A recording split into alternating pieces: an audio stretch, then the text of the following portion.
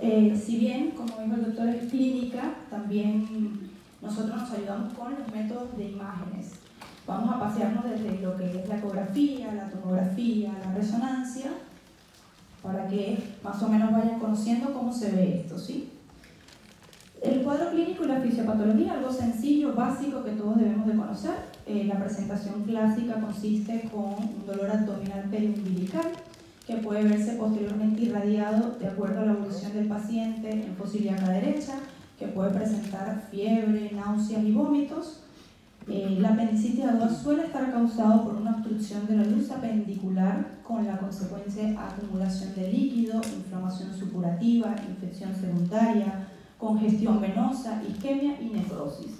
Y de acuerdo a la evolución del mismo vamos a ir viendo hallazgos imagenológicos de acuerdo a la evolución del paciente. Las causas más frecuentes de la obstrucción puede ser desde un fecalito, puede ser caca, puede ser hiperplasia linfoide, semillas, parásitos, tumores.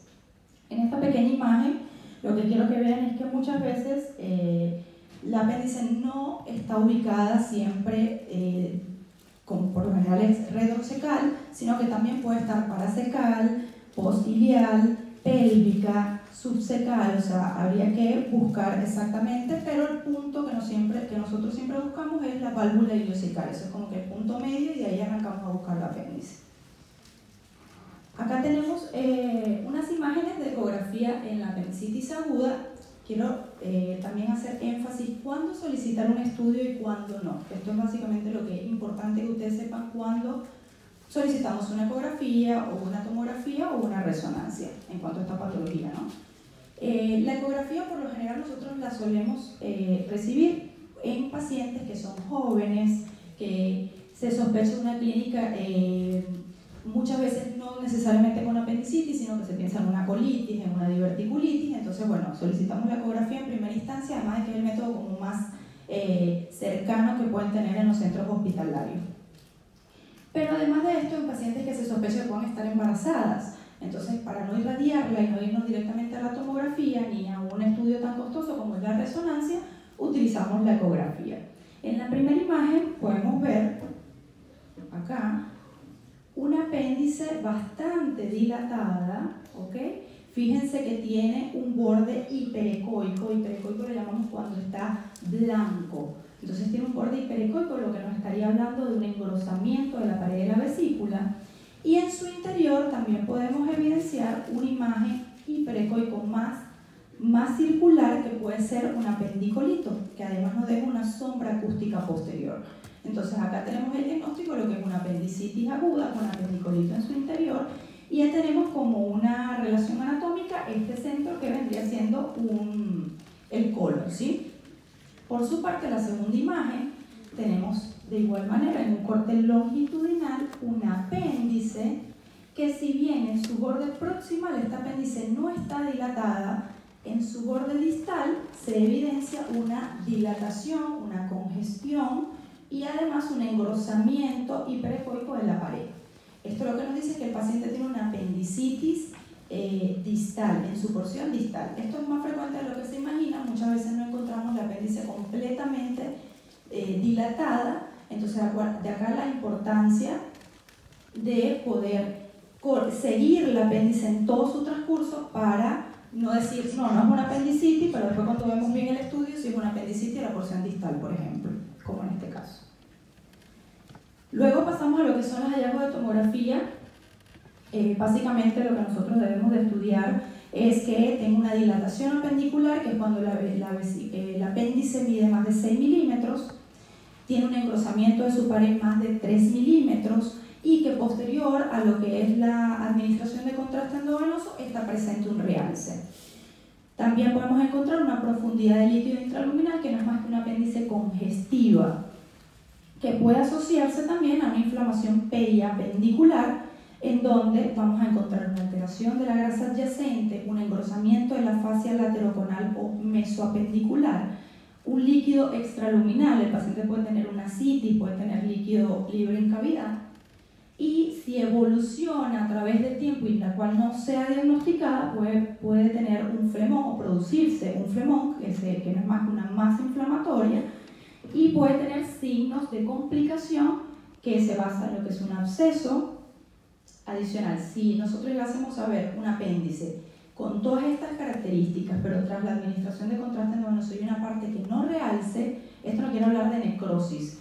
Y seguidamente lo que nos dice que estamos en un hallazgo de una apendicitis gangrenosa que puede correr el riesgo de una perforación, lo cual esto para nosotros es una urgencia radiológica, tenemos que informarle de inmediato al cirujano. Acá tenemos en tomografía, quería recordarles que para pedir una tomografía para una patología aguda de abdomen, lo ideal es que el paciente tome contraste oral positivo, que no es más que un contraste iodado, y si el paciente llega a ser alérgico, se le administra un contraste varitado, que lo que vamos a ver entonces, como vemos en esta imagen, en un corte coronal, vemos cómo el colon se pinta, esto es justamente el contraste, y lo cual nos favorece en esta patología de apendicitis aguda porque en este caso no llegó hacia eso, pero muchas veces podemos encontrar el apéndice lleno de contraste oral, entonces podemos ver si hay permeabilidad o no del apéndice, eso también es importante. O inclusive, si nosotros llegásemos a sospechar que el paciente tiene una perforación, tiene un signo de irritación peritoneal marcado, en ese caso solicitamos el estudio sin contraste oral positivo, sino negativo, que en este caso sería agua, para evitar las complicaciones futuras, lo que es una peritonitis adicional de un contraste oral positivo iodado libre en cavidad peritoneal. Pero bueno, en este caso tenemos un paciente que tomó positivo, un paciente que se le hizo contraste endovenoso. Yo les recomiendo que por lo general manden que tenga contraste endovenoso porque no solamente nos ayuda a ver los realces de la pared, sino a evaluar todo lo demás, arterias, venas, si realzo o no ganglios a nivel abdominal o pélvico.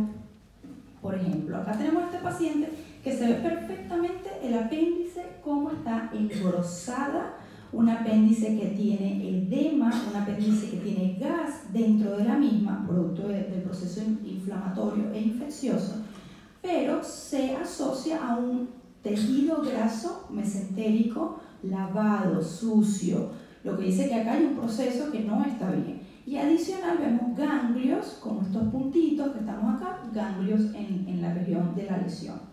Luego tenemos un corte axial, señalado con la flecha, un poco más de lo mismo, de la alteración grasa y del engrosamiento, que además en este punto solo está engrosado el apéndice, no está engrosado el colon, no está engrosada la válvula ileocecal. Eso también es importante, porque hay que ver si esta infección no solamente está a nivel apendicular, sino que también está a nivel del colon.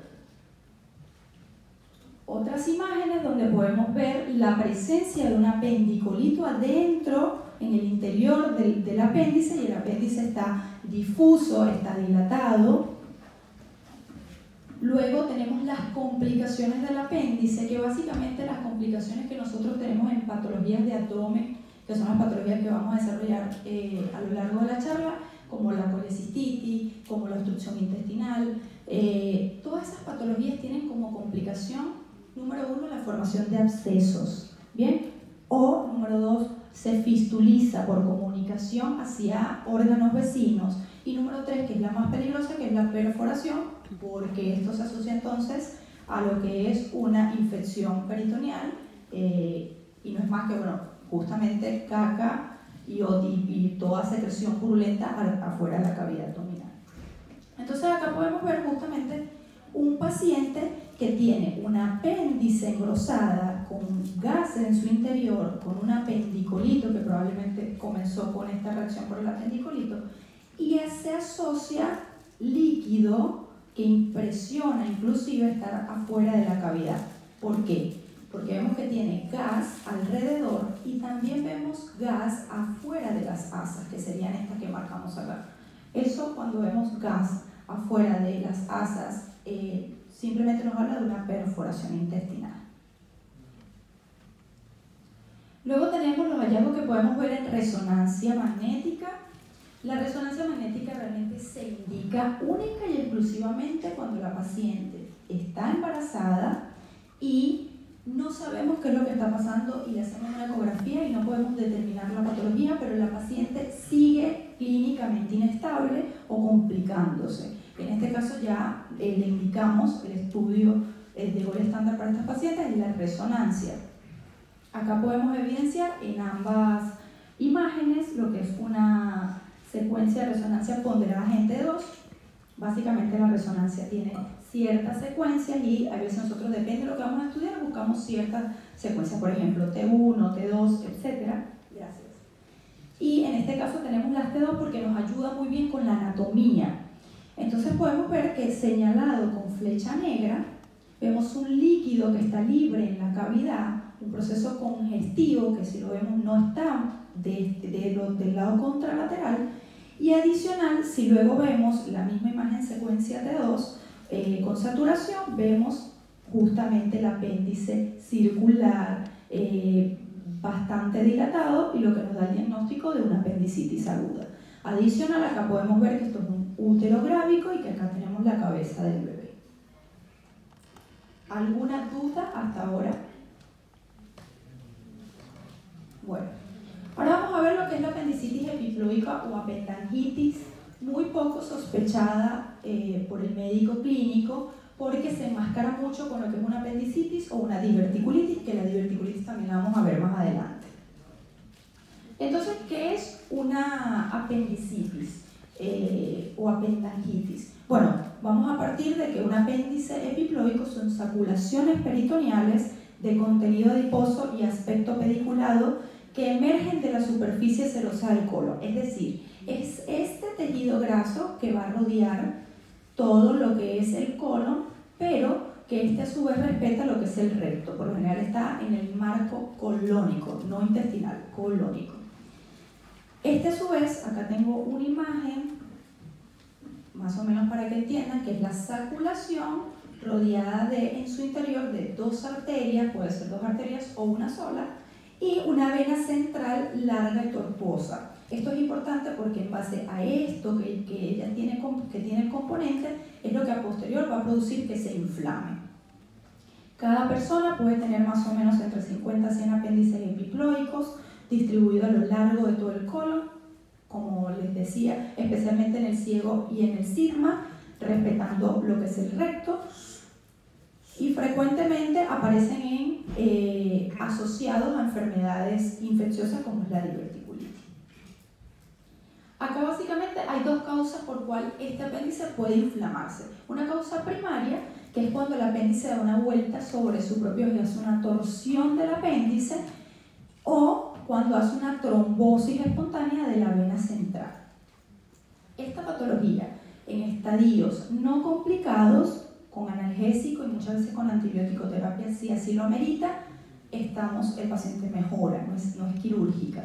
Ahora bien, si esto se perfora, si esto altera más o produce una colitis excesiva, ya ahí se puede evaluar por parte del cirujano.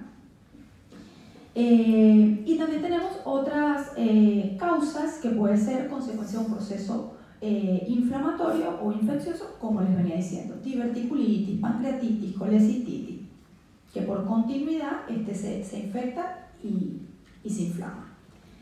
¿Qué síntomas va a tener un paciente que tenga una apendangitis epiploica?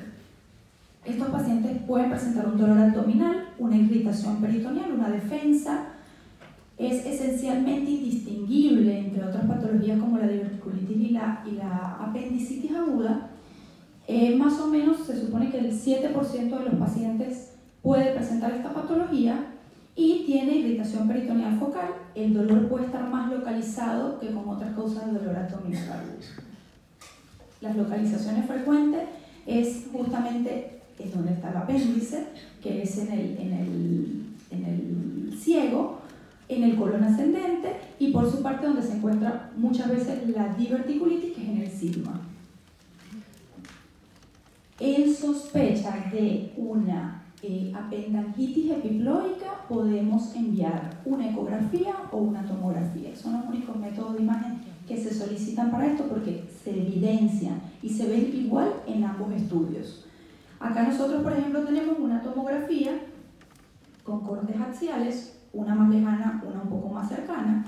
En la primera imagen podemos ver una lesión pericólica, nosotros tenemos el colon acá, y comienza alrededor, tenemos una lesión ovalada con tenue actividad grasa adyacente, que esto puede medir menos de 5 centímetros de diámetro, por lo general suele medir menos de 5, y esta imagen es patognomónica. Todo paciente que tenga una telangitis epiploica se va a ver de esta manera. Y acá le hacemos un poquitito más de zoom para que puedan ver cómo se engrosa la pared, que nosotros lo llamamos como signo del anillo de hiperatenuación, y se asocia de una hiperatenuación de la grasa circundante, que no es más que alteración de la grasa mesentérica. Acá tenemos otra imagen donde podemos puntualizar lo mismo. Es una imagen ovalada, cercana al colon, con una pared engrosada, pero si lo vemos un poquitito más de cerca, esto no todo el tiempo aparece, podemos ver que adentro tiene una imagen hipertensa, que es la imagen que se ve blanca, y en su centro una imagen hipodensa, que es esa imagen negrita que se ve. Esto no es más que el signo del punto central y no es más que la trombosis de la vena central de una apéndice epiploica. Muy raro verlo, pero cuando lo vemos, pues perfecto, porque ya nos da la causa de por qué esto se inflamó. Otros ejemplos en donde, depende de dónde se localice, puede alterar un poco lo que es la pared abdominal adyacente y puede inclusive, si lo vemos en un corte sagital, ver bastante engrosamiento de la grasa adyacente. ¿Cómo se ve esto en la ecografía? Igual que en la tomografía, obviamente con un poco más de fe, podemos ver el colon, podemos ver con puntitos, vamos a ver lo que es el tejido periecoico, perilesional inflamado. ¿Okay? Entonces yo creo que lo más importante es localizar el colon, si en la ecografía y el paciente y que no tenga abundante gases no los permite, vemos inmediatamente esta petelangitis epiploica, que tiene las mismas características que en tomografía. Suele medir menos de 5 centímetros, está engrosado, tal cual lo mismo. ¿Alguna duda en cuanto a la petelangitis?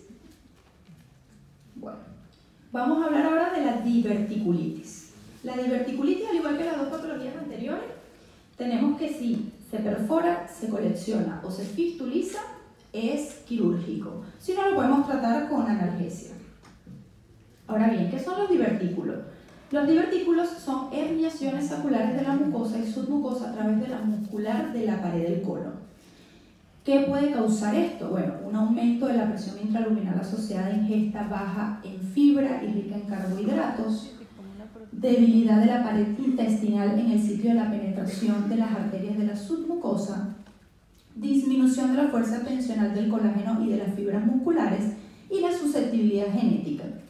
Básicamente, para que lo recuerden, esto se suele ver en pacientes mayores de 40 años, pacientes que consuman mucha carne y poco vegetal, poca fibra, y pacientes que en tomografías o en ecografías previas ya se le había dicho que tenía divertículos, porque si ellos no se inflaman, ellos quedan allí, no pasa absolutamente nada. Así que el paciente muchas veces te dice, no, yo tengo antecedentes de divertículo. Y ahí es cuando uno sospecha, bueno, puede tener diverticulitis. Entonces, bueno, la diverticulitis no es más que la inflamación del propio divertículo. El cuadro se inicia con una infección intramural en un segmento del colon afectado, desarrollando a continuación una infección pericólica localizada y, como les decía, las complicaciones, perforación, abscesos, peritonitis. Las complicaciones graves muchas veces suceden porque no sospechamos de la patología o erróneamente diagnosticamos otra patología abdominal. ¿Qué síntomas va a tener este paciente?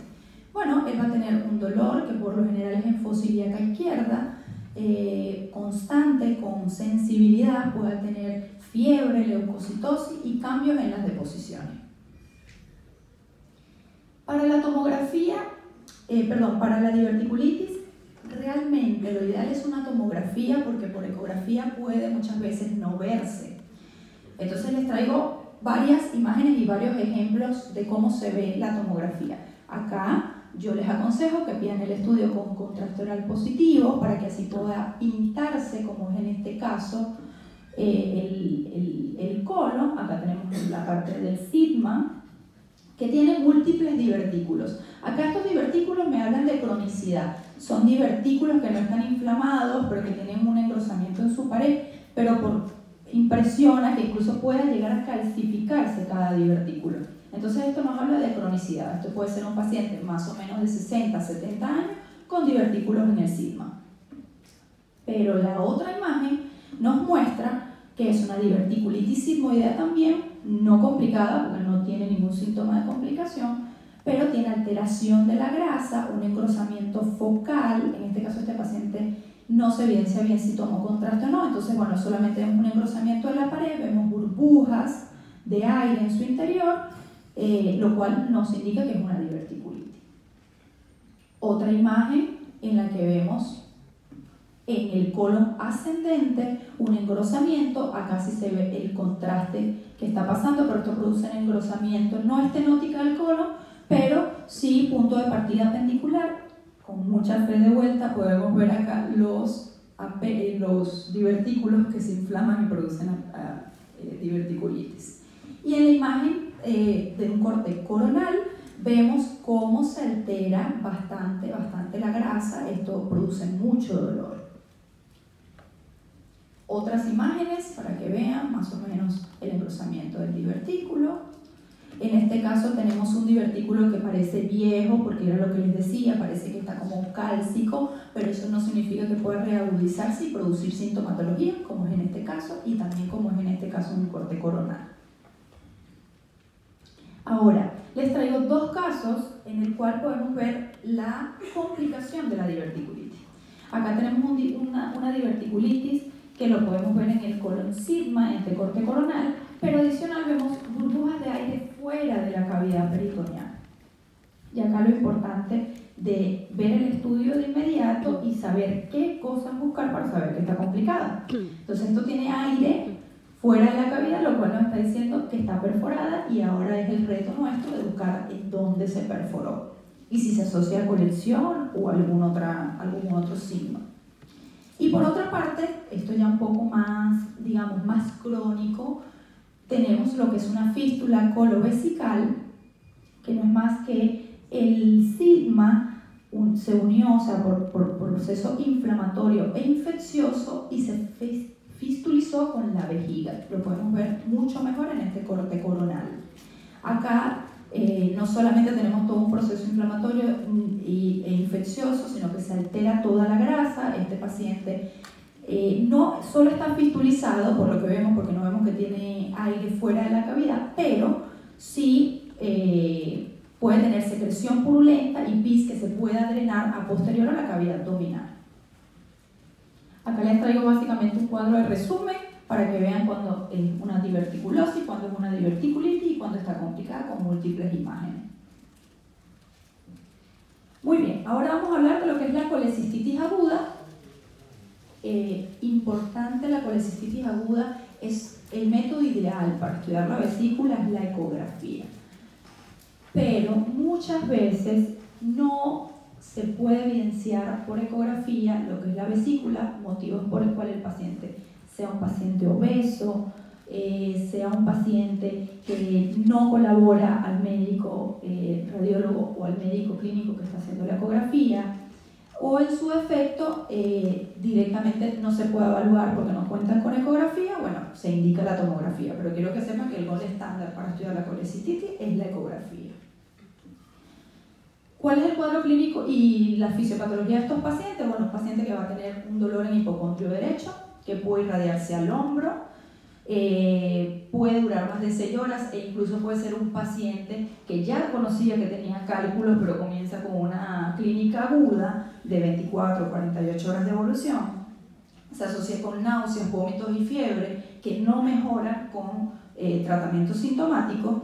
Entonces vamos a tener el desarrollo de una colecistitis calculosa aguda que va a seguir una serie de eventos. Comenzamos con una obstrucción por cálculos biliares del cuello de la vesícula o del conducto cístico, una inflamación por lesión química de la mucosa por sales biliares, una producción reactiva de moco, lo que conduce a un aumento de la presión intraluminal y la distensión, que esto ya lo empezaríamos a ver nosotros en la ecografía y en la tomografía, y un aumento del grosor de la pared por edema y cambios inflamatorios, y secundariamente suele infectarse un 66% de los pacientes. Datos a tomar en cuenta para resumir esta diapositiva es básicamente cuánto tiene que medir Una vesícula normal debe medir menos de 7 milímetros, perdón, un conducto biliar común. Lo que debe medir un conducto biliar común tiene que medir menos de 7 milímetros. Sin embargo, en pacientes que pasen de 60 años, cada 10 años se le va a sumar 1 milímetro.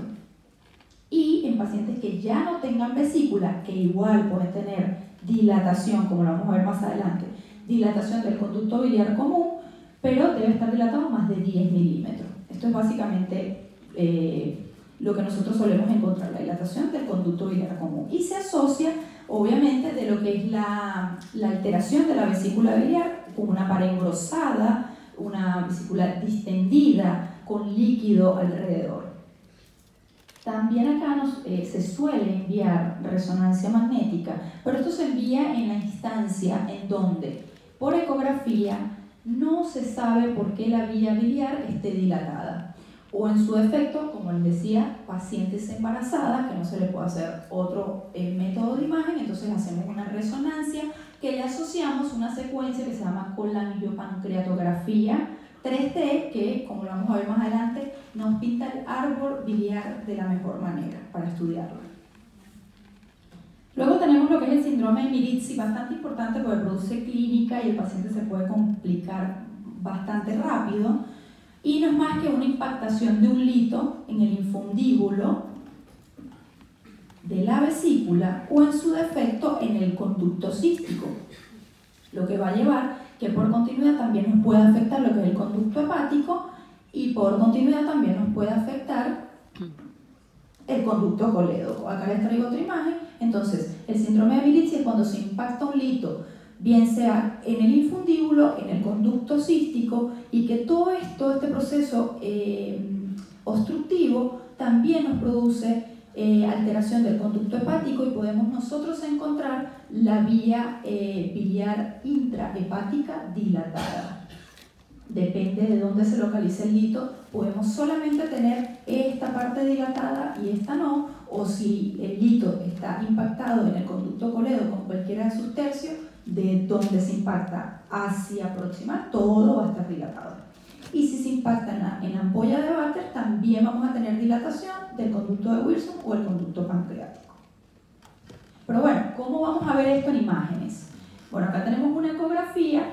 En la primera imagen vamos a ver una vesícula distendida que va a medir más de 8 milímetros, que adicional se le agrega una pared engrosada mayor de 3 milímetros y que en este caso se puede evidenciar los cálculos en su interior.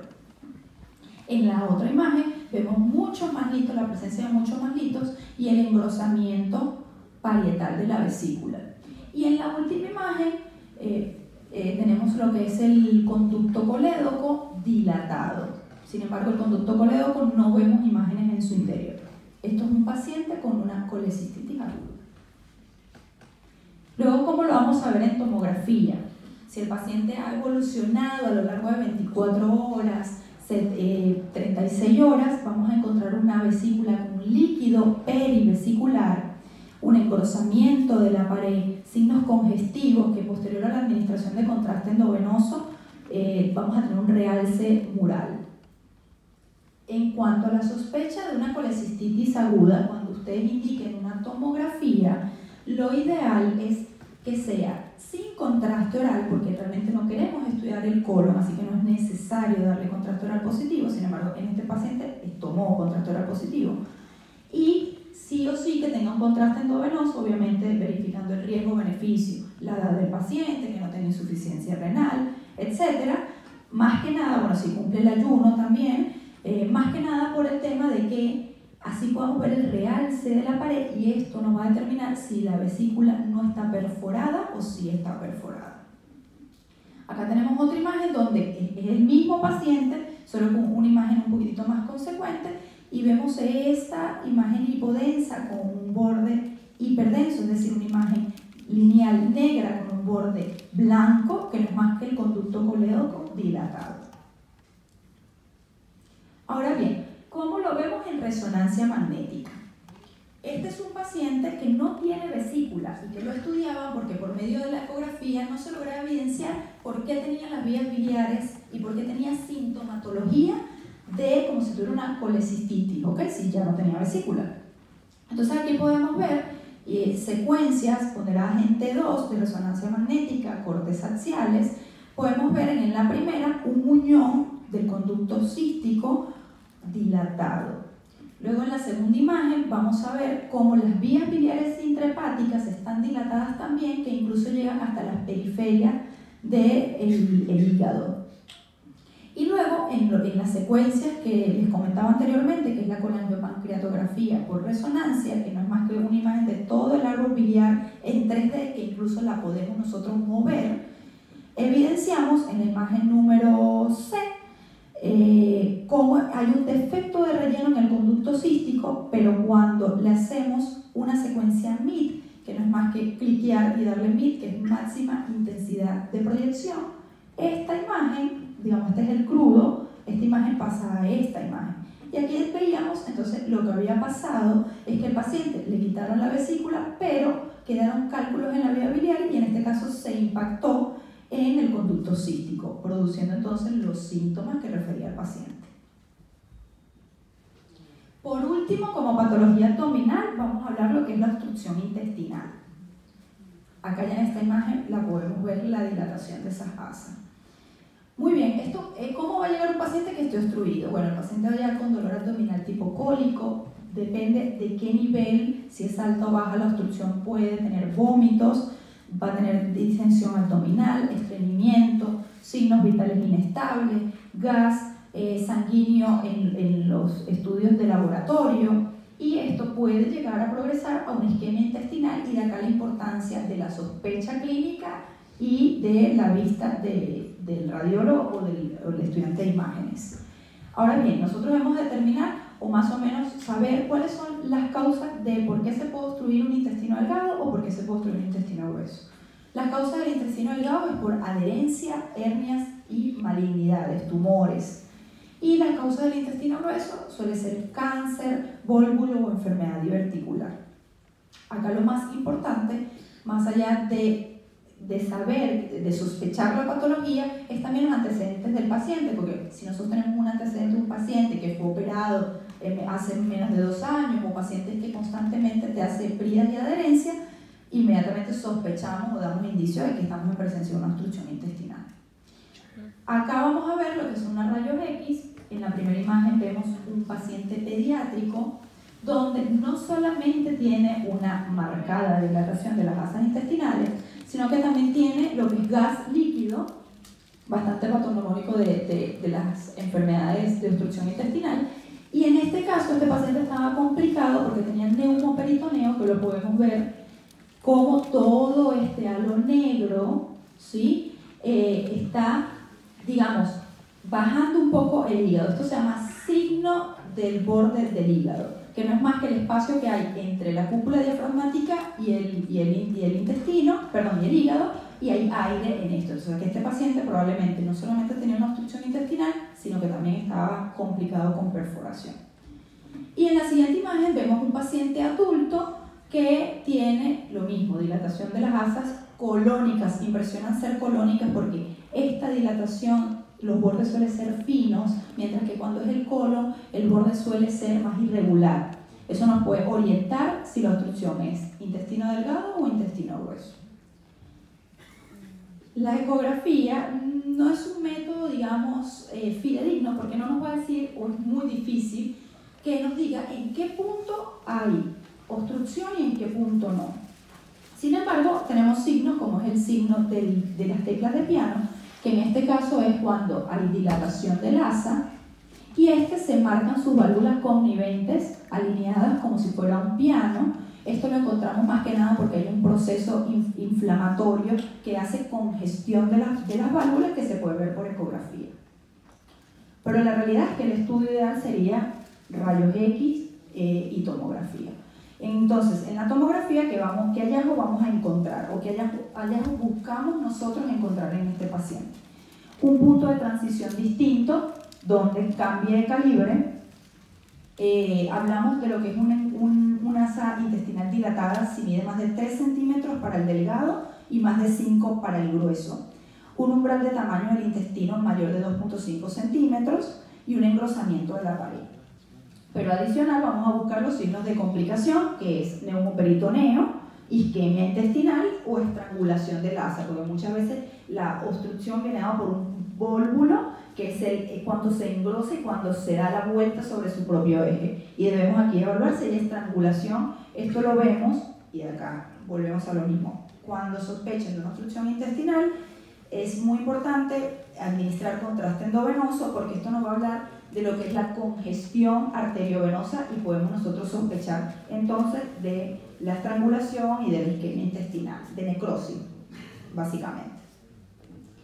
Acá tenemos una imagen de una tomografía de un paciente donde se ve el asa bastante dilatado con líquido intraluminal, con burbujas de aire. Esto es bastante característico de lo que es una asa dilatada en presencia de una obstrucción intestinal, donde vemos aire que se llama signo de collar de pérgolas, porque está una al lado de la otra, una al lado de la otra.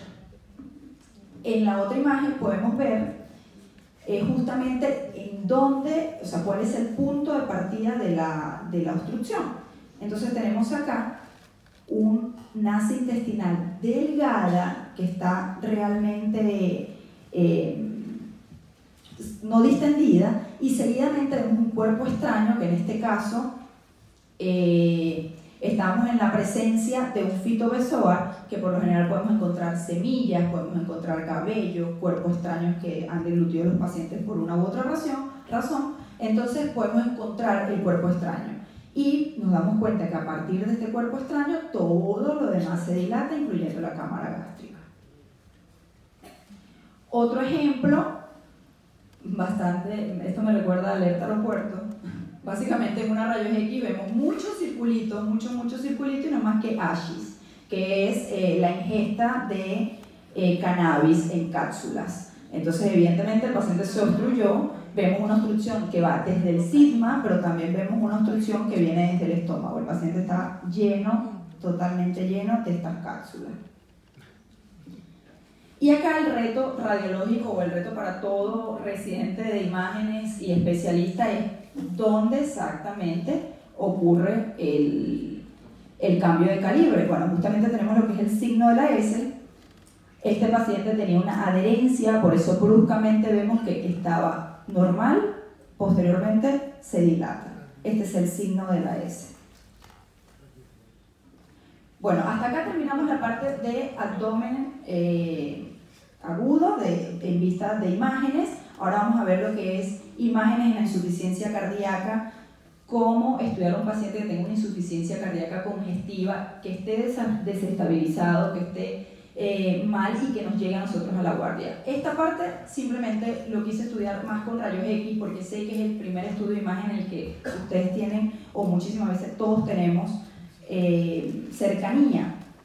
Entonces vamos a hablar de qué es una insuficiencia cardíaca congestiva. Bueno, es el resultado de un gasto insuficiente debido a la insuficiencia cardíaca.